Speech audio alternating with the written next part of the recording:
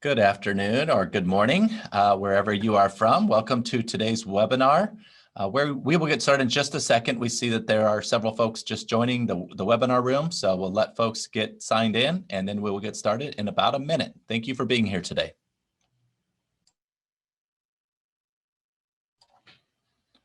Okay, good afternoon. My name is Phil Breitenbuscher. I'll be your webinar facilitator today. Welcome to today's Child Welfare Information Technology Systems Manager and Staff webinar series. The title of today's webinar is CCWIS Strategies, a state panel discussion on progress and plans to support key initiatives, QRTP, prevention, and AFCARS. Today's webinar is presented and supported by the U.S. Department of Health and Human Services Administration for Children and Families Children's Bureau. We would encourage your participation today. Throughout the webinar, there will be opportunities for periodic Q&A sessions. You can, during those times, you can use the raise hand function, and we can unmute your line so that you can ask a question over the phone or through your computer microphone. You're also welcome to submit questions throughout the webinar using the Q&A function, and we will be monitoring those questions there. Any question that you might want to pose or ask can be addressed to an individual or an individual state, a panelist, or for just general discussion. We welcome all those questions. After the webinar, you can email questions to your federal analyst or to cwis.questions@acf.hhs.gov. And with this, I'll hand it off to Teresa Young. Teresa? Hi, I'm Teresa Young. I'm from the Division of State and Tribal Systems. We're really happy that you could join us today, and it's my pleasure to introduce our speakers. And most of you probably know many of these folks who are talking today. They have dedicated years of their careers to working in technology in support of child welfare. So most of you know them, and they are not afraid, to take on difficult problems. So really, they're the perfect folks to have speaking today, and we just appreciate so much that they took the time to put this presentation together for you and to share their experiences with these topics that I know many of you are interested in. So we have Kathy Gehring from the state of Ohio, and she is the bureau chief. And with her today is Liz Holsworth, who is assistant manager from the state of Ohio. From the state of Florida, we have Alicia Dyer, who is the Child Welfare Modernization Director, and Vanessa Snoddy, who is a Policy and Practice Manager for Case Management, and Shavana Gentry, who is a Director of Integration from the state of Florida. And finally, from the state of Missouri, we have Leanne Leeson, who is a Senior Business Project Manager, and Alyssa Bish, who is an Operational Excellence Coordinator and who helped her with questions today. So again, thank you so much for putting this presentation together for us, and we can go to the next slide. So hopefully most of you are aware of the issues that we're going to be discussing today. Many of you on calls with your federal analysts have brought up the issue of qualified residential treatment providers. And you've said, from time to time, we really would like a forum to be able to talk about system changes to support this program change. And so that was sort of the genesis of this presentation today. We want it to be conversational. No question is a bad question. So these presentations are always more valuable when the state staff feel comfortable to ask questions. We're also going to touch on a little bit around prevention. And I think at least one of the state panelists is going to talk a little bit about where they are with AFCARS changes. We won't be interpreting policy on the call. It really will be sort of conversational and states being open about where they are right now with making these changes and what kind of challenges that they've encountered so far and how they are trying to overcome those. So then we'll have a closing and wrap up. And with that, we will go ahead and start with the state of Ohio with Kathy Gehring. Thank you. Title slide reads, Ohio CCWIS key strategies in implementing FFPSA and CWIS. Thanks, Teresa. To provide a little bit of background on our structure, Ohio is a state-supervised, county-administered state. The child welfare system is called Ohio CCWIS. A decision was made to keep our existing name even though we're considered a CWIS transitional system. Keeping a consistent name prevented any confusion with our end users and also avoided state rule updates for the naming convention. Ohio CCWIS currently supports 88 local public children's services agencies, 30 Title IV juvenile courts, and over 90 private foster and adoption agencies. We also maintain system functionality for the state-administered programs, including the newly created Ohio Kinship and Adoption Navigator program, and as well as overseeing our extended foster care program. For now, the system supports approximately 9,000 end users. The number of users will increase once our QRTP functionality is implemented. Ohio CCWIS splits development efforts between a small group of state application developers and a contract vendor, CGI. CGI is heavily involved in Ohio's updates by assisting with ETL and report development resources, a technical writer, time and material staff, and initiative resources. Content on this slide contains the Leadership Advisory Committee. This is broken into 5 categories, starting with prevention subcommittees. Work groups include in-home parent skills-based services, substance use disorder and treatment, mental health services, and cross-system financing. Next is Ohio CAN stakeholder group, which contains leading the development of a statewide kinship and adoption navigator program. Next is QRTP subcommittee. Work groups include treatment model considerations, agency readiness, licensing and contracting, accreditation, level of care assessment, and court oversight. Standalone work groups include communications, model licensing standards, independent living, prevention of child maltreatment fatalities, and tiered treatment foster care. Additional leadership committees include the Executive Committee and Steering Committee. This is Liz Holsworth. I wanted to start with briefly going over the initial steps Ohio took when Family First was signed into law.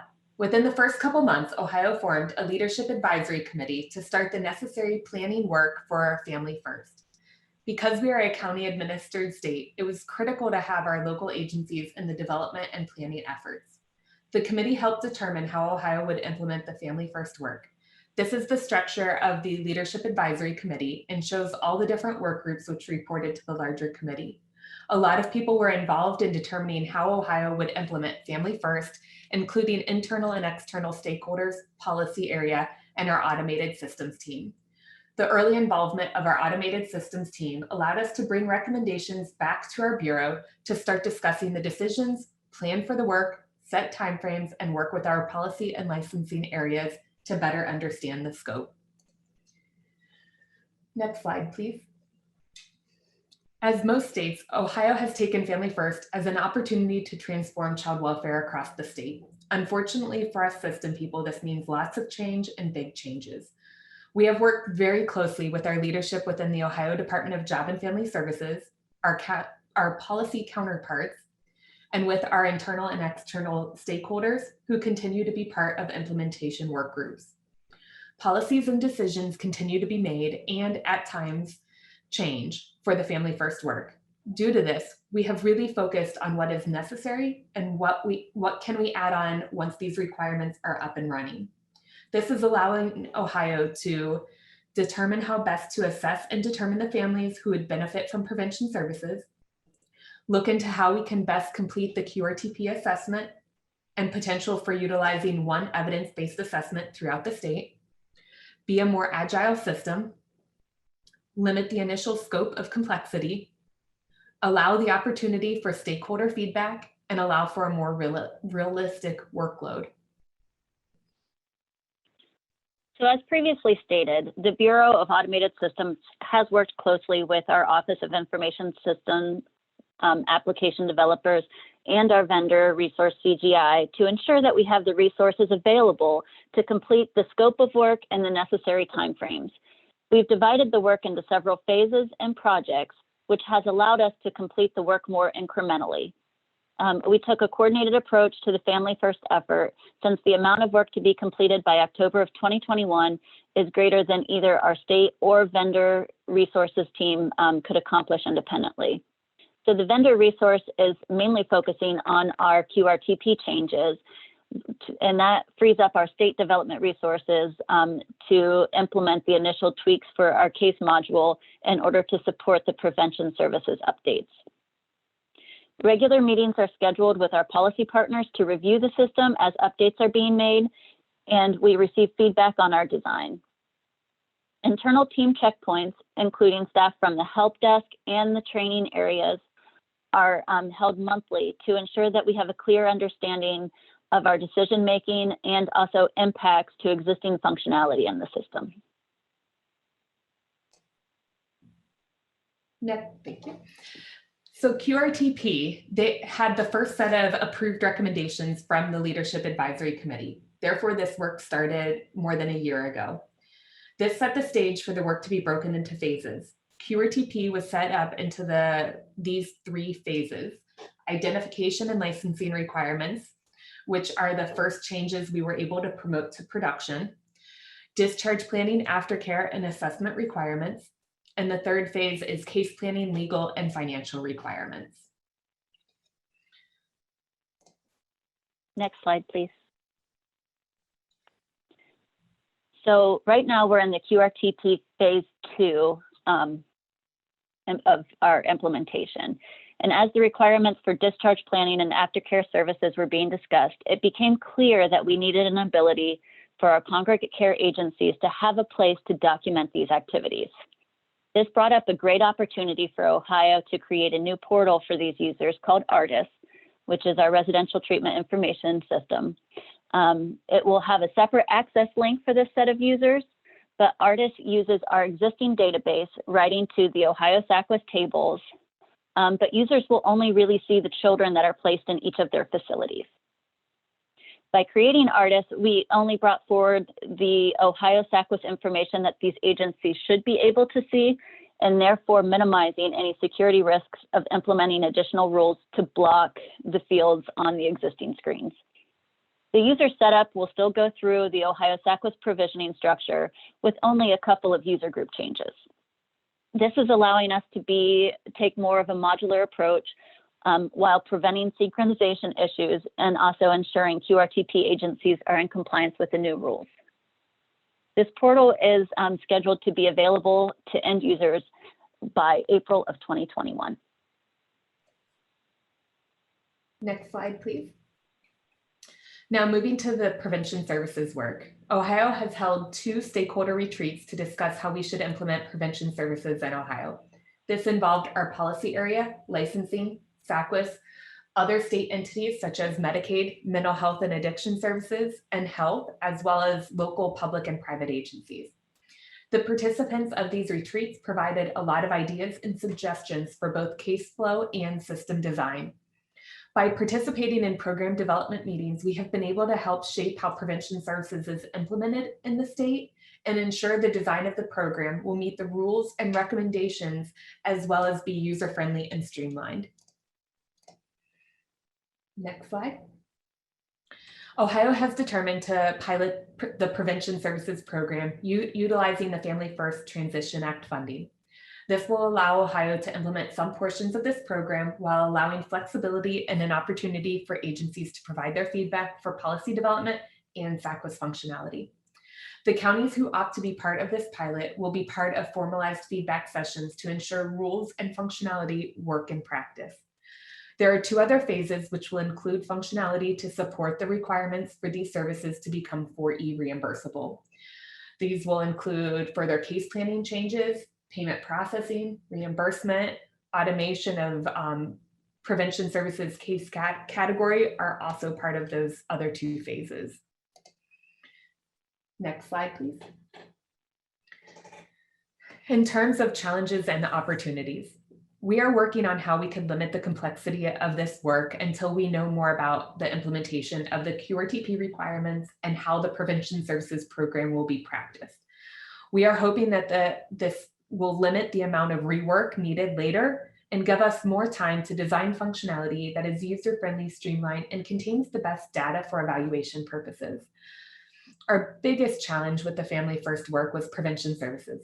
There were lots of questions about how the prevention services program was going to flow in both the direct service practice and the financial process for Ohio. Several meetings were held to walk through this, addressing the policy, practice, fiscal, and system needs. After multiple months, we were able to finalize a case and program flow for how prevention services and its phases will be implemented in Ohio. It is always a challenge of ensuring we have set requirements when designing functionality based on draft policies or none at all. Due to this, we will not know the extent of the rework which will be needed until all policies are written and the program is implemented. We meet with our policy and leadership weekly to discuss the work and decisions being made on these programs. This allows us to react immediately to changes we hear while designing the functionality. The implementation of Family First results in significant changes to the child welfare system in all areas. Rules have had to be drafted quickly, monitoring standards changed, planning efforts had to be reviewed, and of course, system changes. We have all had to work really closely as an office to find the middle ground of how we can implement all of these changes while creating quality programs within the timeframes. These partnerships and collaboration has been critical. Since Ohio CCWIS is a CWIS transitional system, throughout all of these changes, we've really thought about how we can make the new functionality more modular, as well as implementing an agile approach while we keep the cost within scope. A challenge has been our underlying need to move to a cloud-based solution. To become more cloud-based, we need to replace the struts within Ohio CCWIS, which is going to require 6 to 8 months of a code freeze. The requests for system updates have not slowed down enough for us to even consider moving forward with a freeze at this time. But we're hopeful once the struts are replaced, it will be easier to build new functionality in a modular approach. We do feel that Ohio has made significant strides with getting the Family First body of work implemented in our statewide system with as minimal impacts as possible to our end users. So last but not least, if anyone has any questions or would like any additional information about the Family First changes to Ohio CCWIS, please feel free to reach out to Liz or myself directly as well at these email accounts. Thank you.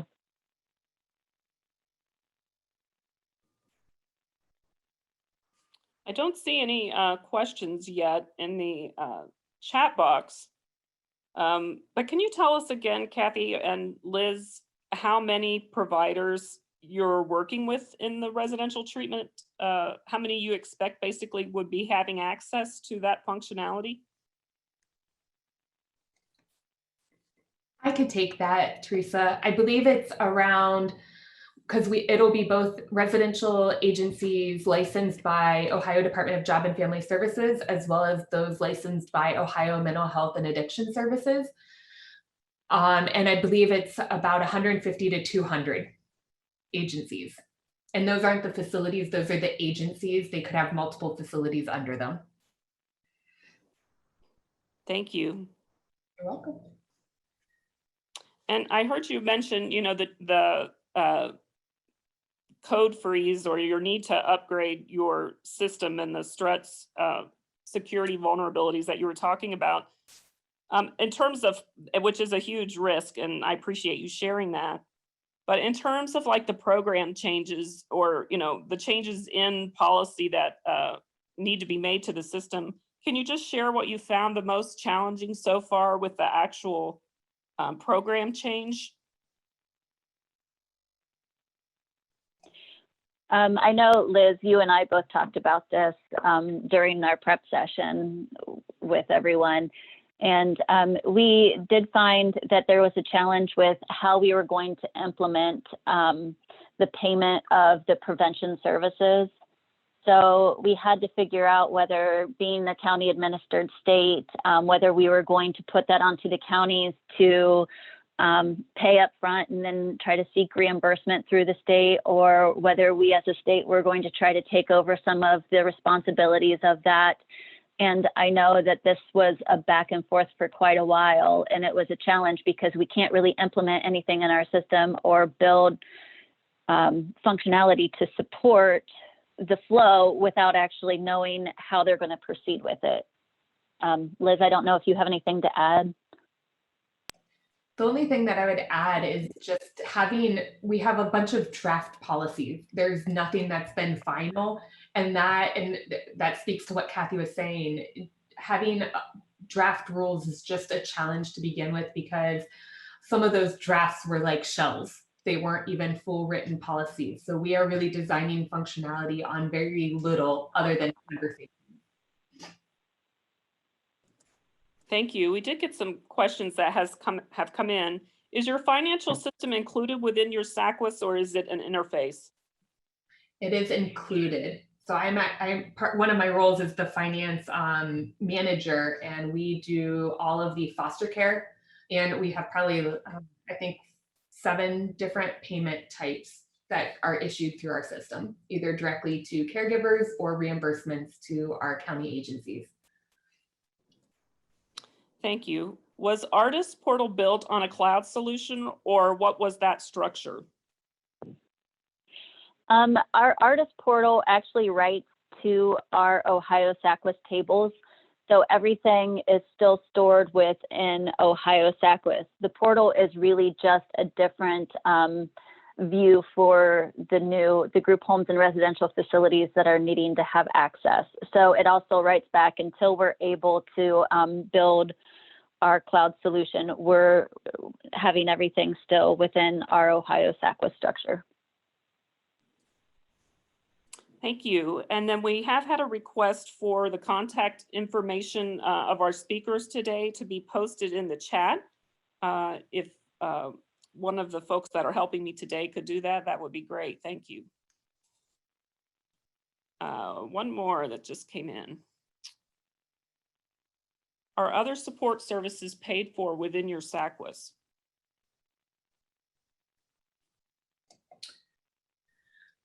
So we have payment functionality to be able to document our local agencies paying for different services. However, there is no reimbursement currently for those types of services. So we will have to, with prevention services, build on a bunch of all of the reimbursement functionality. Now we do have we have our foster parent training payments do go through our Ohio CCWIS system, as well as some of our reimbursements for like foster care miscellaneous or additional fund sources that they have out of there. But at this point, the actual case services have not been paid out of our system. If the local agencies have paid for them, they're able to mark them as payable services and do service auths and show the payment process through our system, but they're currently not reimbursable, just as an addition to what Liz said. Thank you. Okay, so thank you so much for the questions. We really appreciate those who took the time to ask them or in the chat box, but we're going to go ahead and move on to the state of Florida. And Alicia Dyer will start the presentation. Title slide reads Qualified Residential Treatment Program, or QRTP. Thank you, Teresa. Good afternoon, everyone from sunny Florida. A little bit about our child welfare system, our information system, and our system of care. We are a legacy CCWIS system. We are a CCWIS transition state, and we are very early into our CCWIS transition. However, we did make a big leap to move our entire system to be cloud-based back in December 2017. For our system of care, we are a state-administered state. However, we do have a privatized community-based care model. And as far as size, at the end of October 2020, we had approximately a little over 22,000 children in out-of-home care, and 1,752 of those children were in group home residential care. So 558 of those do not meet the FFPSA setting requirements and would need to be shifted to a foster home or relative care. So I'm going to tell you a little bit about the system changes, how we approach system changes to support QRTP. So our current legacy child welfare system is very robust, has an underlying structure for provider management, for medical mental health data collection, legal, supports the legal process. We document out-of-home placements along with the financial claiming and all the eligibility processing. So to support the new process for QRTP, we leveraged our existing structure with some modifications to identify specific QRTP related characteristics. So to identify the QRTP providers, we added a qualified residential treatment program as a child caring agency license subtype. And this enables us to identify all these specific type of providers. And then to identify the children placed in a QRTP setting, our existing out-of-home placement module connects children to their provider. So when we update the provider license, we can identify when the child was placed in a QRTP setting. And then the documentation of the assessment, we enhanced our existing medical mental health module to add ways to document the referral for, the completion of, and the placement recommendation for mental health evaluations. And we also leveraged the structure to enable the documentation of other mental health evaluations, such as psychological, biopsychosocial, Baker Act, and suitability assessments. This also enables us to monitor the time frame from placement in a QRTP to the completion of the evaluation that either supports or doesn't support the continued placement in this setting.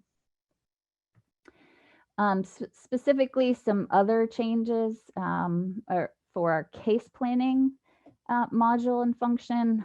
Our existing case planning process supported the needs for QRTP without any system modifications. And additionally, our legal module already had included actions associated with the motion for placement in a residential treatment program, and then whether the court placed or denied the placement. In eligibility, we have worked very hard over the past couple of years in Florida with what we call the Path Forward initiative and project to support the ending of the Title IV-E waiver, and made significant enhancements in our 4E eligibility process and module to include lots of automated processes. So this module already supports child's reimbursability status. And so this also documents, we approved the work to automate a process that will use all the above documented data, and then that will calculate the child as reimbursable or in a non-reimbursable placement on eligibility. And then our claiming process utilizes the payment information along with the child's eligibility status to determine the appropriate fund source for all of the claiming. So all these changes across our legacy system have enabled us to implement the federal requirements, policies, and our new business processes associated with placing a child in a QRTP placement. So where we are with these system changes, we are, this webinar is very timely. We just finished up development of all these changes and system testing, and we are starting user acceptance testing today for all these changes, and it will last for the next few weeks as we look to implement these changes late in January 2021. So we have moved to Microsoft Teams as a remote testing tool, and we invite people all across our child welfare system to come participate in testing.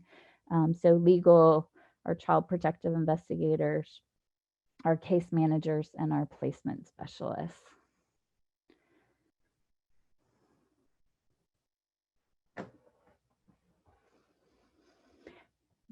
So that concludes the overview of Florida's changes, system changes related to QRTP. Is there any questions that I can answer for everyone, or Vanessa Snoddy, our case manager, or our Shavana Gentry, our Director of Integration?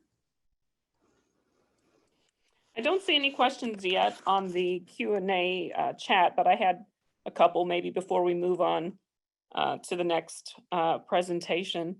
So you mentioned that you've been doing remote testing. How long have you been doing that, Alicia? Well, we really just started when COVID gripped the nation. So it's been about, what, 6 months now, I think, when you match it up with our build cycle, and it has been quite successful, I believe. We, in the past, we have had lots of requests for more remote testing, and it presented challenges doing remote testing in the past, just because people have a tendency to not commit to the whole day of testing all the changes, because there are so many other distractions when they're sitting at their desk. But we have been able to successfully complete a lot of user testing, keeping them actively engaged throughout the testing process, with remote learning and tasking them to run through various scripts and keep them engaged. Thank you. We did have a question come in. Are you building your functionality in-house or with a vendor? Are all of the QRTP enhancements you described considered CCWIS, O&M, or new development? So we currently have IBM as our systems integrator for all of our systems changes on our legacy system. And our changes are O&M. Thank you. And just to add on to that, I believe that mostly they are O&M because the state transitioned part of that functionality, and the legacy system is not built modularly. Just to add on to information about what would distinguish it between development and operations and maintenance. So we have another question from Nalina Garrison. There are no case plan updates. She was asking, do you have case plan updates for QRTP? In Arkansas, we implemented September 30th, 2019, and we had to add an entire new screen with several questions related to QRTP. So if you could talk just a little bit about any changes you had to make to your case plan.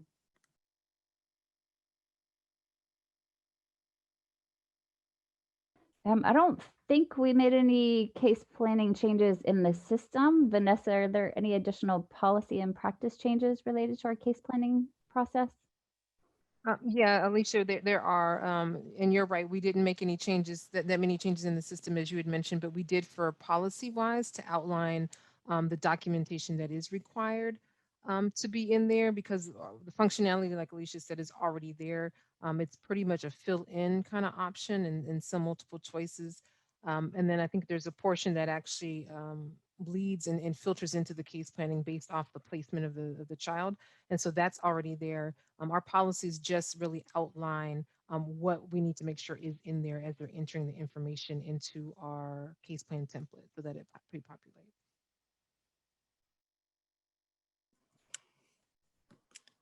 Thank you. And also, may not be the appropriate time on the call, but since you mentioned in that question and volunteered your state, Nalina, if you want to share that information with us, about what you had to do to change your case plan screen, that would probably be valuable for other states to know. So if you're willing to share some of that information, I'm sure folks would be interested in it, when it's convenient. Thanks. Okay, I don't see any other new questions, but we will go ahead and if you have questions, we'll pick up at the end of the webinar and check in with folks. But now we'd like Leanne Leeson to talk about the changes in Missouri. Thank you, Teresa. Really appreciate the opportunity to be here today and share what Missouri has been working on around our QRTP changes and AFCARS 2.0.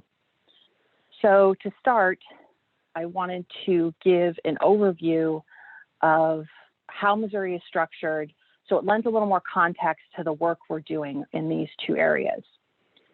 Missouri is state administered and is transitioning our previous CCWIS system to CCWIS. Our state CCWIS system is called FACES. Missouri has a FACES team on the business side that runs and manages a help desk and acts as a liaison between the business side and ITSD. The team facilitates all the joint application design sessions and oversees the projects. We have about 13,000 kids in out-of-home care placements in the custody of Missouri Children's Division, and approximately 800 of those children are currently placed in residential placement settings. Missouri's Children's Division is responsible for the licensing, contract, and monitoring of these residential facilities. So in order to begin our work to build QRTP into our FACES system, we held several JAD sessions to collect the business requirements. These JAD sessions included the Missouri ITSD team and the FACES staff, along with program and policy staff, so we could get a good understanding of what the business policy changes needed to be, so we could translate those into what we needed to do to enhance our CCWIS system to support those changes. Next slide.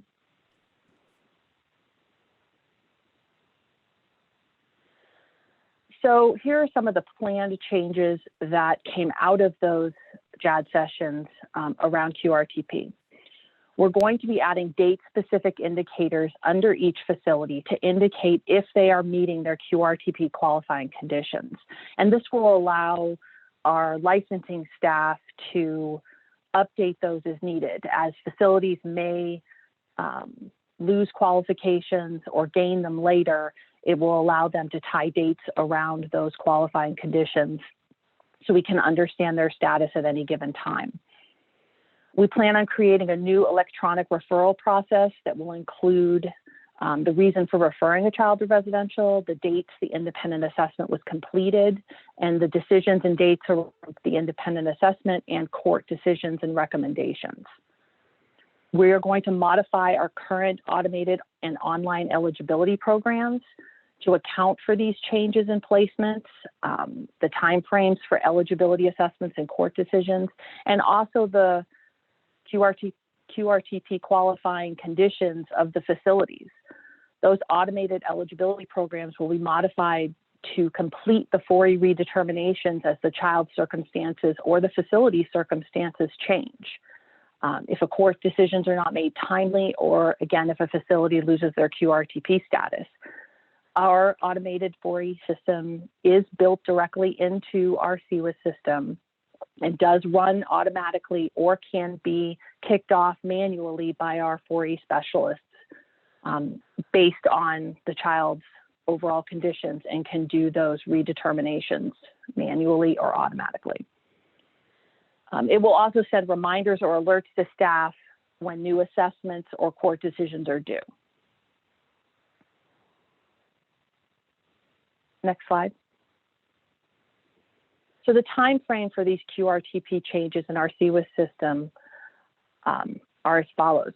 Missouri CCWIS system was built and continues to be maintained in-house by state ITSD staff.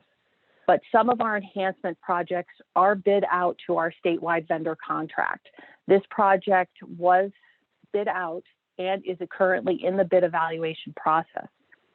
We anticipate to have a vendor in House by January of 2021 to begin those changes to be implemented by October 2021.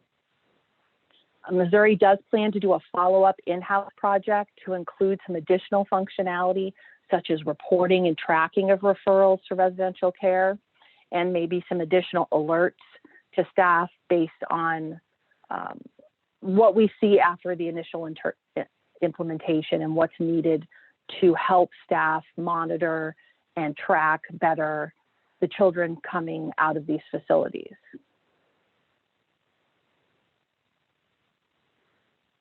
Next slide. So in relation to AFCARS 2.0 in Missouri, we really are just at the beginning stages of this. We have evaluated the new rule and we've mapped out how the new rule has changed from the previous guidelines and what we have and don't have in Missouri and what we will need to do. We've identified approximately 58 of the data elements, the new data elements we do not contain in our CCWIS FACES system. And we will then have to build those in and build those into the extract file. Approximately 36 of the new data elements we do contain in FACES currently, but will have to be added to our extract file. Most of our missing data elements in FACES are around ICWA, additional diagnosed conditions, added conditions at removal, and sex trafficking. We have had several JAD sessions with the business customer, and we will begin additional ones in spring of 2021 with development to begin in late fall. The policy will need to determine how to collect these data elements with putting the least burden on staff with no duplication in our system.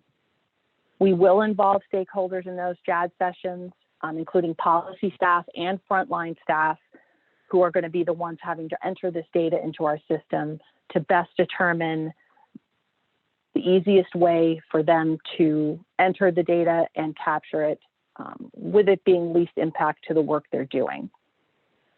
We may implement this in phases as the enhancements are grouped by program area and the impact within the system. Next slide. So some of the challenges throughout both these projects that we've come across is mostly getting the business to settle on what the policy practice was going to look like. Sometimes we run into endless pilots and feedback, meaning that leads to continuous changes and no firm set of business requirements. I think I heard one of the other states express that they struggled with this as well. It's difficult to build enhancements in a system when the business requirements have not been finalized. We've had numerous changes in our leadership, and with each change has brought new directions. Like many states, finding the budget, time, and resources to implement this among other new federal and state mandates has been a challenge. The most challenging part will be the changes to our eligibility determination process. It really led us to reevaluate and make some overall changes that will benefit many other processes in the future, but make the project even larger. And then one of the things I think has really been beneficial to this process was having a FACES business team and the ITSD team working so closely together. It's a model that's been key for us in continuing communication and prioritizing projects and building a good working relationship between the business side and IT. We are actually housed in this building, so we work day to day together and have a constant flow of communication with projects and current priorities. And that's really helped move projects along and keep the scope within boundaries and communication flowing.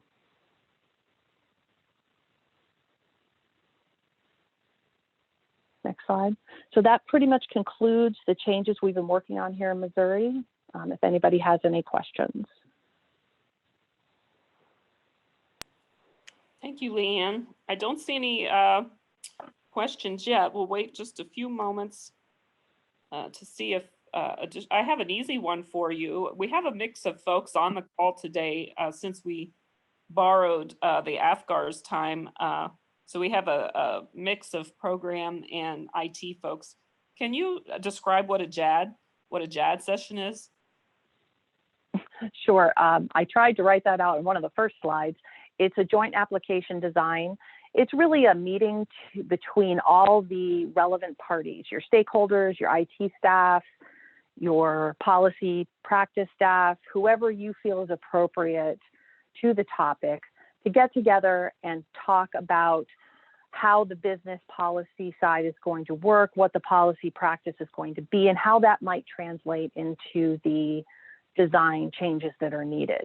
You know, CCWIS needs to support the policy and practice of the staff in the field. So it's really important to get their feedback and to make sure you're not creating additional work that's not needed or unnecessary duplication. So those meetings, it's really just a meeting.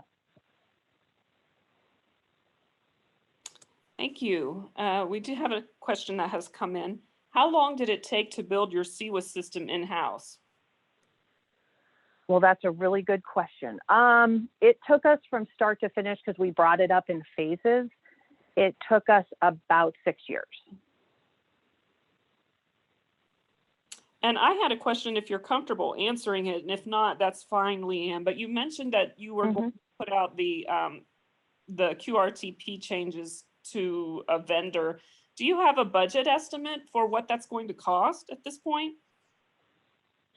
We always have our in-house IT staff do some initial analysis on our business requirements that we're going to be including in the bid. And they always come back to us with an estimated cost that they anticipate might be what we see in the bids. And we use that to secure funding, that estimated cost.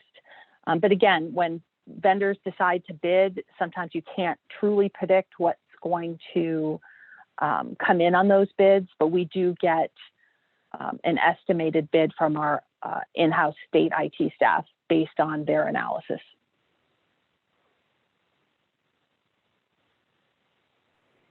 Okay.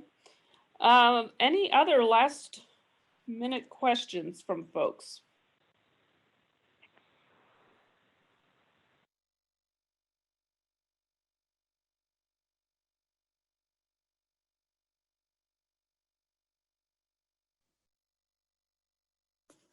Okay, well, it looks like we may end just a little bit early, but again, I wanted to thank the presenters very much for taking time out of your busy day, and also wanted to thank all of you who took the time to ask questions and listen to the webinar today. We do have an upcoming webinar that is scheduled for January 26th, and the topic for that webinar is CCWIS design requirements. So that will be a great webinar, I think, and hopefully you'll be able to tune into that one as well. I hope everybody stays safe and has a wonderful holiday, and thanks again for joining us today. Bye-bye.